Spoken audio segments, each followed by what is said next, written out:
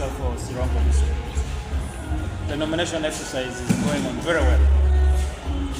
And so far we have nominated in Budadiri West, we have nominated 18 candidates. In Budadiri East, we have nominated 5. Women representative, that is Sironko district, we have nominated 5. So those are the candidates on 10th of November. Between now and that time, they are going to draw their programs, they bring to Electoral Commission office, and then we have harmonization meeting of programs, and as they wait for 10th of November. Well, we don't expect them to break the law because they know the implications. It's a very peaceful nomination process. Let's maintain the peace from now onwards up to polling day. We should not have confrontation with fellow candidates, the population, security. Let's observe the campaign guidelines that they already have. Now traffic issues, and I think police is handling. Traffic falls under police, so we expect them to handle those cases. FDC flag bearer for MP Budadiri West constituency 2026. It has been good. We have been duly nominated, and it gives us green light to go and campaign to gather the votes until the people can give us the mandate. I want to, like our manifesto says, we fix the economy and we have money in people's pockets. That one can be done in 2 points. One, fighting ignorance. We are going to make sure that all the people go to school. Through motivating the teachers, each teachers must get equal pay. What I hear the science and arts, no. When I reach parliament, that's agenda number 1. Teachers are teachers. Feeding the children in the schools. I'm going to engage teachers, PTA, school management committees, and the parents, that our children eat food at school so that they can study very well.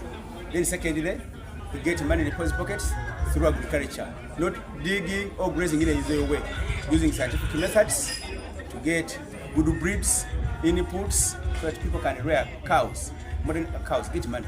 Hens, you use a small piece of land, but you get output is much. You have seen our areas, very fertile. Emphasis put on coffee. Right now, a kilo of coffee is 70,000 shillings. I'm going to zone this constituency into 4. We establish nursery beds, emphasize coffee. We have annual crops, short term, then medium term. Doing all of that, I will make sure that our people eradicate poverty through working hard and having to put on the market per day. Much of the things I will be saying them in my manifesto process leader. I have to start here to nominate my candidate, Reverend Magombe, who is replacing me in Budadiri West. I am telling the whole world, and especially our leaders in Uganda, that mentorship should be one of our core goals. That when we are in leadership or in any office, you must be preparing exit. So you must mentor people who should take over from you. And for me, I have mentored people, and one of the people who came out outstanding in this exercise is Reverend. So that's why I'm saying we're a good leader. We have got all the skills to make it, and maybe better even than us, because he worked under us, he excelled. All the shortcomings are attributed to me myself, because if there's any shortcoming, but him as an individual should be given an opportunity to move ahead. So that's why I came, to make sure I nominate him, and after nominating him, ask the people of Budadiri West, people of Sironko, and support Reverend Magombe. He's the best candidate we have in this election for Budadiri West. He has grown up in my hands, and he's going to do better than me. Well, I can't say he can do good. Where I've done well, he's going to move up. Where I've not done well, he's going to make it better. That's why we say, where there are no bridges, he's going to build. Where they are broken, he's going to repair. And we believe he's the best candidate for this area. Basically, was to demonstrate that mentorship is one of the things we should do. And that's why we have also been asking the President of Uganda, whom has he mentored? If he has been mentored some people who would not be having this crisis we're having. And that's why you see us in this election, because if you have mentored somebody, you have said over the 40 years, I have mentored this one, is going to be the one to take off the flag, because Uganda is a continuous, not going to end with Museveni. it is going to continue for eternity. We all got it here and we shall leave it here. So that's why we came in for this to meet the demonstration. And where somebody has done good, you must remunerate. You don't have to come up and stab the back. So that's why I'm calling on other colleagues of mine who are in this election. I would have asked them kindly to support everyone, because I've been with many of them, I know all of them, and we have been in this exercise together, but it's time that we push this one. There's always time for another. And that was wakakumanya tumugamba na turao ate ngona turao wakakumanya anaba kifa cyo bero makachina woda wakakupa buli nyangango ukola batu banira muna ero ko batu basuko kele tibabo bulebeo baba uyoda batu bamanye mina milimo ate ngo watu leo manyotinga batu leo anakola nini no so nyange nina kubule batu bebuda de west ni west ko bajisi nabe ni reverend akole milimo mirai. Of course, I just ukamota kwisa kuyeda utakwisa somewhere west somewhere no vero correct ukaskana kali yeda ya dokora ni kabusha kidi ngana kuba ko mwes ngeni mo reverend kuba tubose bembele na bem ngene no bano bose bimena na bamanye na geza kukuba ni nabo kwa ba kuche kuko cyarema ne bose inyanga no muto sana mwe mukisi bendo kuba mwes akaba ro manye kunyakwa kwa samba na babije kwa gotena mwe mukisa muronde abe mtwe araka kwa bila yima ko esi utindo ro menye rabu esi wo gutu ro wakemba yana kuba kole bomu bitubesa akora boneka nga atomo tunataka tonda yamo tukano watu watana katonda kwa bala yiba kwa kitu ngamanya ka kwa ngesi katonda alakira esi batu ba sana sana Mamwes, from the driver and Magombe, Banga, Miono, because we have and then I go back to Casa Fire because in a bow, when I tell people to the bread and water to 5 more there, one get chili Gamani, and I carry continue. Namrekara, that will be the rest of the chili. Nafuna Fiona Banga, Kalum Masifum Rala, Udeka Ibuchavo.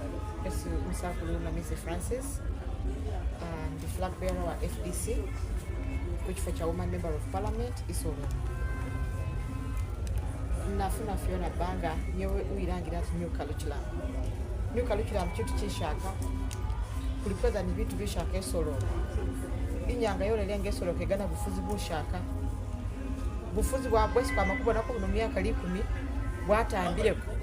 Ne ndalo balomba bate uchinabulai na yera yakola china atula mwidiro Kenya analomet mayu lyoka chakolereda yes atambiri nenga mukusinzira ko senga nabon itaga ko umutu na ambako byesi bimulemere bigali byene kubanga nga watu asire bitu bigali Sironko bichira king manifesto yose za kugendera mabi kuchitu cha women empowerment and youth empowerment nga nagendere mu byalo mu China ubonanga batu befeches balira bulire suzaku bakola bati mai kuli nichibina chefezo kuambira wikala witebuti government ya Uganda delete za mapesa eliyo mapesa gaba leta ga road bamai befe bachiku balobingira siringi zichikola nakubanga na siringi zozanga ziliyo kali bibina bye bamai ke balomba bati mai candidate zo kwambire ko bakwe kabalua keji mitwalo jidatu mitwala 3 yet mapesa gali mu government ganyara gabanga kabitani milioni 5 isolo kupeza sinyara kufuna so nitaga kuza kubanga za kulobingira abantu base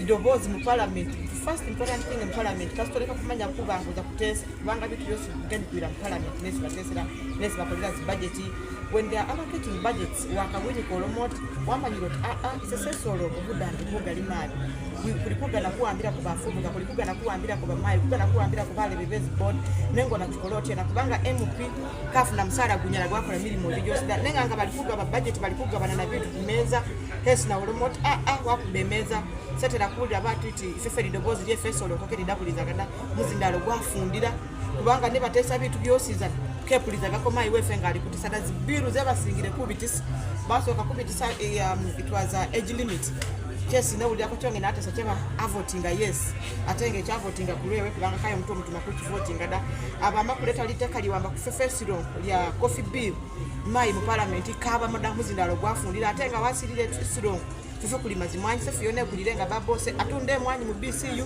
ni atumekuza kusoma so ngabera balikolo mabati balikuga na kuambe mwanyi yefe bagitunde atewe mai wefo kulirire solo kuko likujigani kape isonge kulima kudime mu parliament ewene metu muzindalo gwafundira bamba kuleta liteka lya UPDF bill Edichina litaka liamba kwise ni nenye mwesi baliano ni batu bosi besole kukubanga batu bali muno bafitina bachawe umuntu akujendera ambe ingwega maja kudumbira munzu obe imunda akudumbira munzu from no yabakalira musango but wowe ubere ni inanu imundu so likuza galama ne ingabere kwabere ni umuntu umanya ati lidobozi liye batu Sironko lini kudabloza wate because lino liteka abone kwabere ngakubona bakola mateka ilyo liteka liye sibaba amama mbaba zako liye Leva liye ku abagana ni kufuna batimanya ngolikuza kola ki meeting oboza kola luku ngano osoka kufuna permission yes public yes so umuntu yechinanga katesa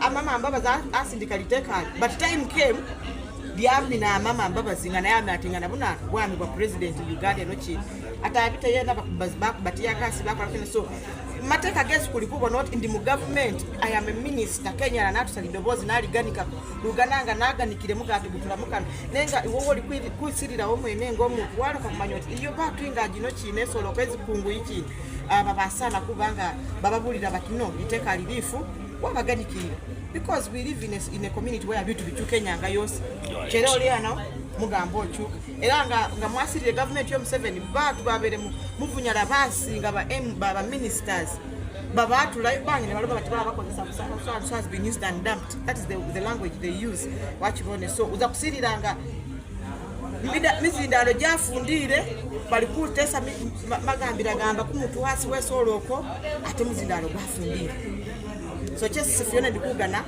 kuza kuboneti lidobozi lye batu besolo lidabula parliament. Assalamu alaikum wa rahmatullahi wa barakatuh. Befundiri sajini wero mulai. Meno ni lidobozi sabana nga chimanya twaha. Oyi milo kuchikiza udadili isti parliament mwaka 2026 na nimire kutiketi ya National Unity Platform ndese ni flaga bearer National Unity Platform. Nibeza wele kuba apologies che la ndibede kusavinga batu basi kwa maipatesi ya fulisiramo ya flaga kakaseti batu babedi east babenga basuli service ina inda nyege ne kuchukiza parliament nenga alobitu besikubonerako mola ambulance yesikobulire kuyeda kubatu babedi east kubistinga the health sector so bitu byebula mukubakwana niko kukola che obiwamba chekabiri kusubira kubanga kuongera ko better services mu health and education sector ni services zingali bitu bigabe kubanga kukolako ekintu kisigala da bugali kubanga na bukulembeze bwidubasira wongene ni babatu kubenga batu befe kuba service yola ku ground kedi service ya gambe Kampala da esba youth la chase fefe ba youth percentage singa kuli unemployed kugana kubanga kuyoda ways of how we can support ourselves at this. By youth bakugana kubanga kutawo tesika mu circles za komunikira ni la border the first 100 days zina kuchukumiza soka kugana isako za border zose za kubenga kutamusiri hii pesa alio kuza kuliranga revolving fund kekubiwo le sabu le fakutamo kugana bado ufunga bikulako na mafubo kwate muri pesa alio baguleze pikipiki akaba zitano bawandike bafubo kabachawe 11 babenga bagobosa ko siringi zidambi zitobe 15 abo mutwalo mukibina songa wako lekinge siringi zozose zanazi gati albe ndukinya kufuna mebi pikipiki nyakuyeda kwa mutugo cheka abiri bafubuka kuchikusomada kugana kukole ko milimo jeji mikono milimo jeji mikono nyo kunanianike ani tailoring milimo je kutu baba ni je kubaja kubanga kola bitanda binano yose ninga byose na bineza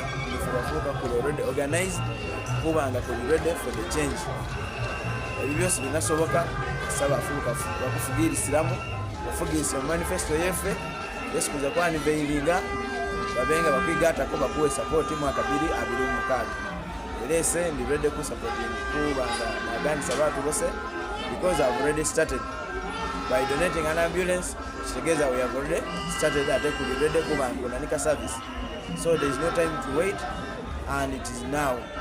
I knew Uganda Budadiri East, a new Budadiri East kulikuza mukaluka ngo protest vote kaluka protest vote kwa kayodere ngesikuku kayoda kuti kyekabiri kukuza akalonda nga kwamale ku kalonda kukakuume kubeho bakabalenga kuliwo kukawerekere kwamale kukawerekera kukole kino kuze kweze kutale sente bakabale ate bakulangire nga basweko okulangire ate ngeffe ne bawina byona sikuza kubanjira buwanguzi bwefu kyo briefly nekitegeeza by protest vote. So embalomba bana Budadiri mwesizana bakumbona mubenga munzigatako kukozi ino kubanga esenga omuntu Kenya akukimalala for God and my country. The parliamentary seat for Budadiri East Constituency 2026-2031. I thank all the people who have proposed my name and who have seconded, and the people of Budadiri East who have entrusted me, especially the FDC party, who have given me the mandate to carry the flag as their flag bearer. And I can assure each and everyone that Sasaga here will do whatever it takes to talk to the voters and to ensure that I'll go back to Parliament with at least not less than 80%. And I can assure the people of Budadiri East that the development road was started, for example, the area of education, skilling and educating our younger ones, giving them bursaries and supporting so many, so that they can become, especially the vocational school, that they can become the job creators and job seekers. It's going to continue. I've been also supporting you in the areas of farming, whereby at least each household has been supported with a hoe. And I believe more things are to come to ensure that we will develop agriculture in the East and many others to come. But also at the level of Parliament, we have been very good at lobbying and legislating. Teresa Saga has been one of the best legislators. She has been at least legislating one of the best legislators in this region and in Parliament of Uganda. I assure everybody, I assure my president, I assure the people of the East and FDC fraternity that Saga is going to win the victory come January 1 in the name of one Uganda, one people. Honorable. The Polycarp Uchikirire Democratic Party, the party on a DP ticket on the position of Member of Parliament for Budadiri West constituency. Chalero ngabiri musatu nabere duly nominated batu basibe Budadiri West ngana ko basima mwanya la kupagira mwanya la kupera wewe kutera wenzire ndayi bose babapere mikono mwanya la mavi mu constituency yese era nasenza akolani gamani mbonenge mbachikirira kubyo byose bibenga bitamu mwamanya bulayi mutu Budadiri West zingodo kazi zinda ida myaka 2 jabere e West nat sawazi fenga bana benye sengese indu muwasa niro nabo muteza nirawo nabo muwalasi so in the all around na mwayimanya ibananye so bizi byenye byose na bimanya so cheza kusokerako amere mwapereka alulukenye kubangetereza byenye ndabalebe myaka 2 igenda yabere nzibu kuze ngo bakire kubesimu upanye zingudo ziri zityenda madwaliro mali suza kigali moda bamayi baza kusala bababa bana bye lisoma kandi bibiri yibalebeda ezo new values zesinimireko kuwa the basics, especially the basics this is focusing ko mabi manyeti batu basi Budadiri West bafuna this the basics bisigale bineza ruvanyuma lipi woye yeah, so those are the basics za kusinzirako bitu bilinga bidatu byenyenda transportation biga madwaliro uteko ni byemfuna balebe bikurumabi Budadiri West yebeza kufocus ngako balebe all from nominated ku ticket ya PFF Budadiri West constituency.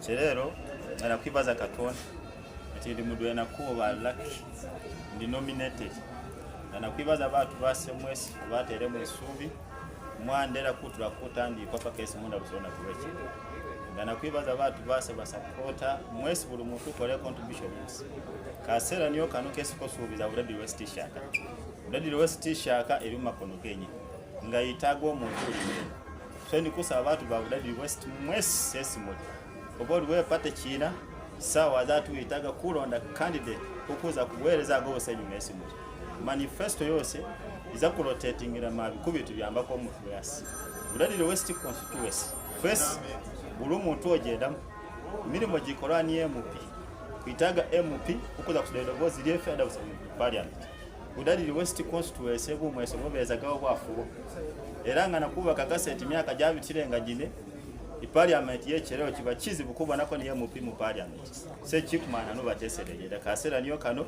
first kulome kuti enough is enough kulonde candidate okuza kuwereza nga niyo Sharif Budadi West constituency nga wazile vizule constituency oza kuli abati MP baba mudwena ko bakola budget nenga nakwita abefe bakolaki baya MP bamusasura kugobora oversight kinesi bakola kale question izinga nga wirire asi bikuru mefe madwaliro mafu masomero mafu zingudo zifu corruption ku district afuka chizibu ku district kiretere buza ku DMP afandinga chama nero C5 afandinga bakansala bigata ni batekino class bibe district wadi yanga basindike silinga ze district nga zingudo bilioni zibiri MP ni bache bibaka bilioni ndwena baleto ko auditing bamika sesi bamikasa bakola report kasera niyo kano kweba ata accountability tufu inave MP munairanga chekubonerako so ni kusaba abantu mwesi mukairako bitu bya abantu bese mukabonako mu constituency beni kusaba abantu babezere kukubonako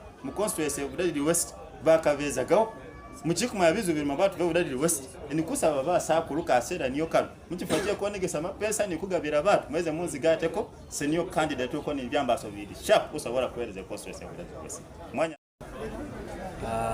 yes sali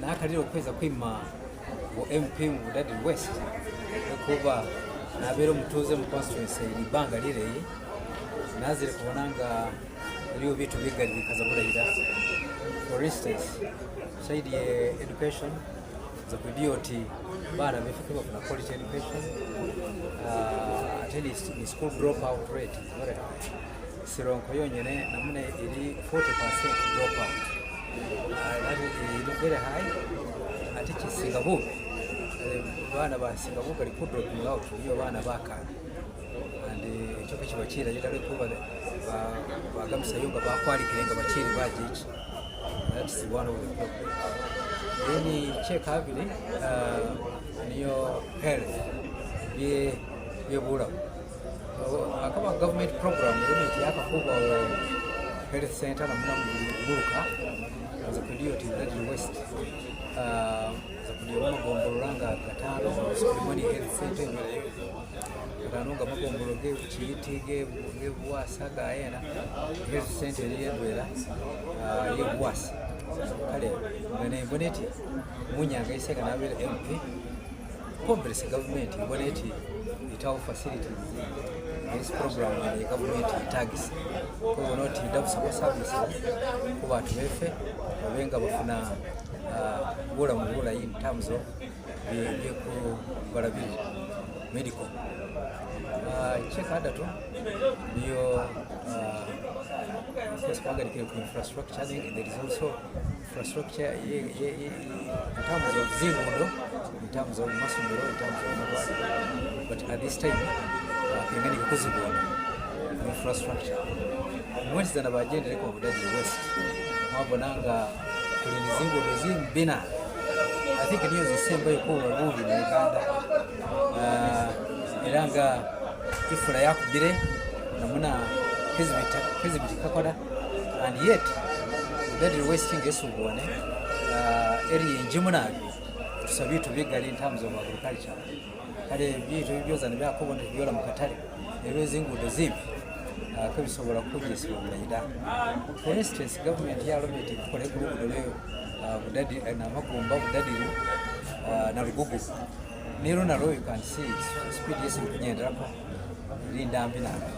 So isubirating mbe kwa nabere MP nyanaga ni kali Minister of Works ni ba kubandi babikolako babona kuti kongera mu speed kwa yeda watu we West kumaliza rugudo ro main one ndi kulombe zindi ngaruze kuchiyiti paka kunyafa na ruri main one kuti kuzikora.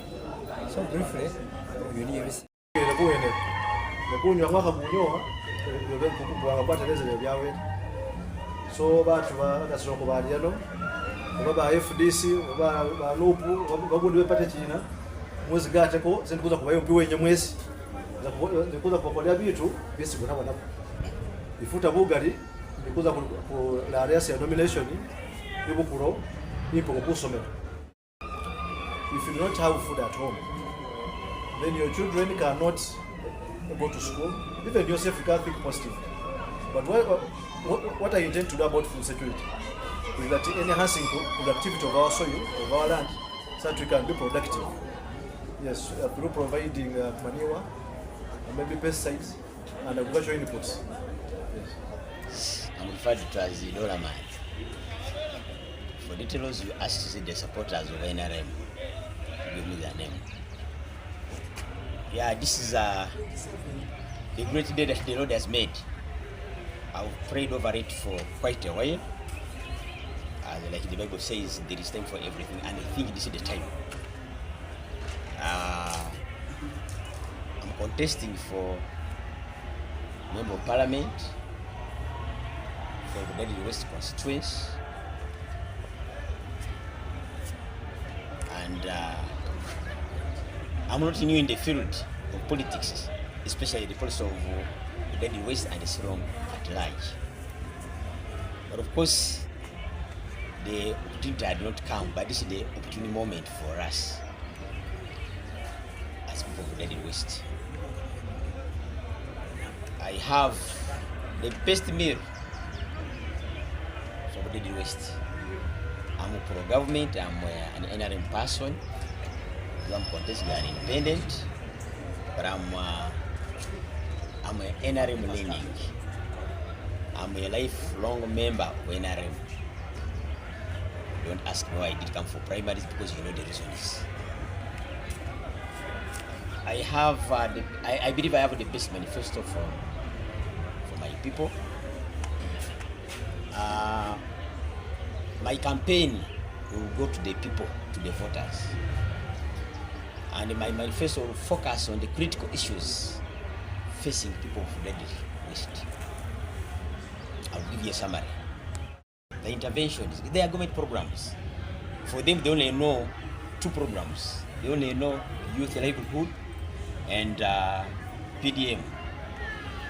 But of course, there are 12 of them, about 13. I was asking some of them about whether they have some idea about the Myoga, which is meant for those who are already doing something.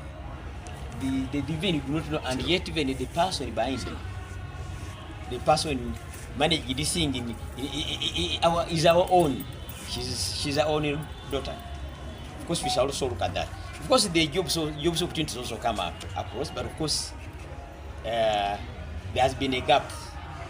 There's been a gap between a lacuna between the government and the Daddy West. I want to narrow that gap. Being a pro-government person, I've served the government in my capacity as a government worker for over 2.5 decades, and I know how government works. I've managed to secure some of them who have the qualifications, some jobs. Unfortunately, they are not allowed here, but they are outside there. Some of them will testify. We have those who are unable to pursue education, but we have scholarships. I've managed to secure some of them.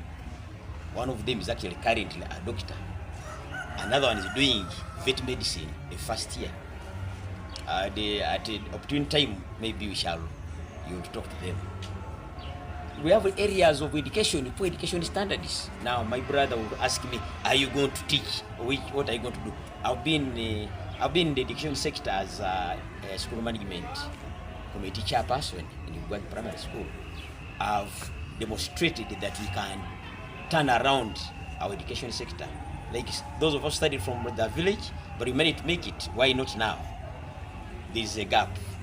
The role of the parents, the parents are withdrawn from role. We need to bring them back on the board. That one I've demonstrated it can happen. Of course, agriculture is the backbone of our economy. We have also issues there. Our people still insist on subsistence. But the Mzee wa Kazi, President Museveni, His Excellency, has already emphasized it, going commercial. So I've been telling my people to take agriculture as a business. Grow crops, get some food to eat, but also earn some income.